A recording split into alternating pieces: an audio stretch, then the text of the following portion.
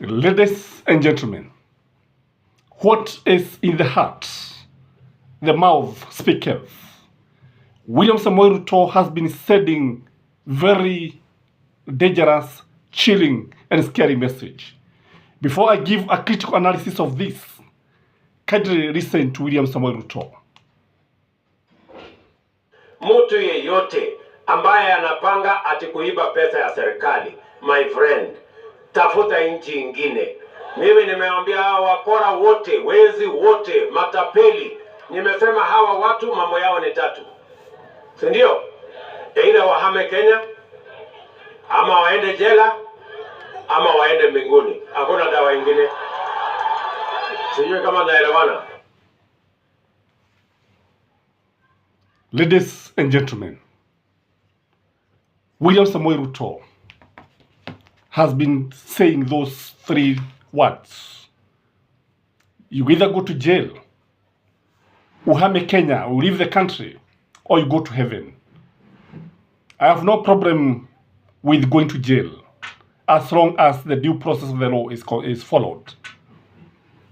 And there should be no compromise. No afisadi wote ambao wanaiba mali ya umma. And I would propose that the law just take the courts just take 3 months to conclude these corruption cases. I have a problem with leaving Kenya, kuhama Kenya yani, na kwenda biguni, or go to heaven. Remember, ladies and gentlemen, Idi Amini chased the Asians from Uganda. At that time, Uganda never recovered until Museveni took over the reign of power. This issue of telling people to leave Kenyans, let me ask you, ladies and gentlemen, unafikiri nani wanaambiwa hapa? Je, unafikiri ni Wakenya wanaambiwa? Kwa sababu je, Wakenya wanaweza kuambiwa wahame Kenya? Watahama waende wapi? So this message must be directed to foreigners or investors. And this one is likely to appear like the government of William Samoei Ruto is very hostile to the foreigners and the investors. Something that may not augur well. Again, we are likely to have what we call capital flight if William Samoei Ruto continue with this narrative. But my greatest problem ni kuambia hawa watu waende biguni. What is the way to heaven? The way to heaven, ladies and gentlemen, is through death. Truth be told, whoever wants to save his life must lose it. And you lose your life through death. So, is William Samoei Ruto insinuating that the government is going to assassinate the corrupt individuals? Is the president alluding to the fact that the government is going to kidnap hao watu ambao watekwe nyara, wale ambao wanashukiwa kuwa ni mafisadi? Is the government going to kill them? Is the government going to eliminate them? This is very, very dangerous, ladies and gentlemen, especially coming from the head of state, if you ask me. It is something that is likely to send fear, and people are likely to panic. The investors are likely to panic. And this one tells you that William Samoei Ruto is ruling by the sword. That is the fact of the matter. Instead of the constitution, he is using, or he's ready to use, the sword. That is what is coming out of this statement. Again, it is telling us that William Samoei Ruto is not going to follow the constitution, is not going to follow the law. He is going to dictate.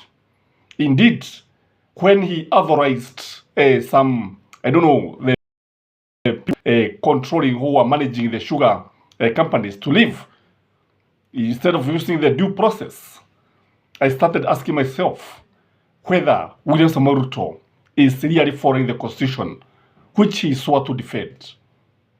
Again, the message coming from the head of state is chilling, scaring, and it is not the best thing to come from the head of state.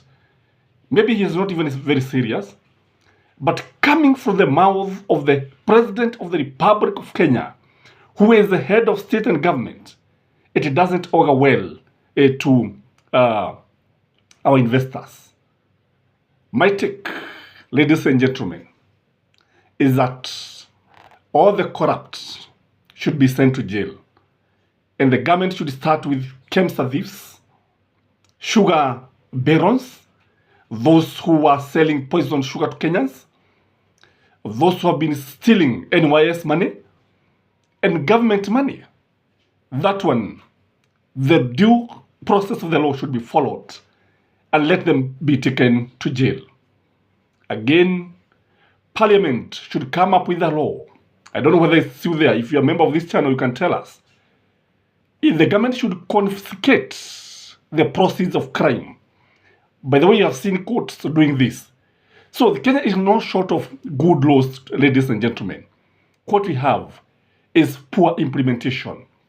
So let the court case just take 3 months, baada ya miezi mitatu, ile mali yote ambayo wameiba inatawaliwa na serikali na kuuzwa na kutumiwa kujenga barabara, kujengea watu nyumba na kulipa hasara ambayo imekabidhi taifa. Again, such corrupt people should not be allowed to transact any business with the government. We know very well that the most corrupt people are in government. The most corrupt people are people who are working with the government. This is the way to go, but not sending them to heaven. Again, let Parliament amend the law, and if there's need to come up with a death penalty for the corrupt individuals, so be it. If that is what is going to stop it, so be it. I'm told China issue. This is the way they eliminate these people in public. And that is very, very good if you ask me. Again, the Ethics and Anti-Corruption Commission, EACC, should be given teeth, should be given powers to prosecute corruption cases. Unajua kosa ambalo lipo ni kwamba wanafanya hivi kisha wanapelekea DCI, Department of Public Prosecution. The Department of Public Prosecution is compromised and the corrupt goes scot-free.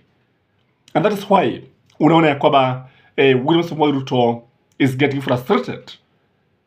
Again, let us start by, because we know very well that the weak link in corruption cases, the weakest link is the executive itself. That is the truth of the matter. The government is hopelessly corrupt, starting from the office of the president. Na Uhuru Muigai Kenyatta yeye mwenyewe alikuwa anasema hivi, Kenya taifa linapoteza bilioni 2 kila siku. Today. Also, the judiciary is the second weakest link, because unapata baadhi ya mahakimu, baadhi ya majaji wetu wanahogwa. And when William Samoei Ruto started by appointing the Supreme Court judges, I expected maybe he could have taken some few days or a month to go through the files, find out why Uhuru Muigai Kenyatta had refused to nominate them. Because I believe Uhuru Muigai Kenyatta had his own reasons. But when William Samoei Ruto came, alikuja mara moja wakaapishwa bila kufanya uchunguzi, hata kupata taarifa za kijasusi. That was so fast if you ask me.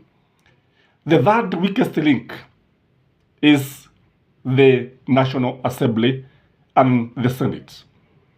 We have had money changing hands, si mara moja, si mara mbili, even in the toilets, to pass motions that are favorable to the government or some companies, which is wrong in my view. So what we are saying here in a nutshell, Koba, William Samoei Ruto may be having good intentions, but the method that he is using is wrong. The method, the approach is wrong. I don't know what you think, but let me know what you think in the comment section. Let us interact through the comment section. I'm going to also pin my number there. You can also interact with me through all ways. And may you have a very evening. Bye-bye.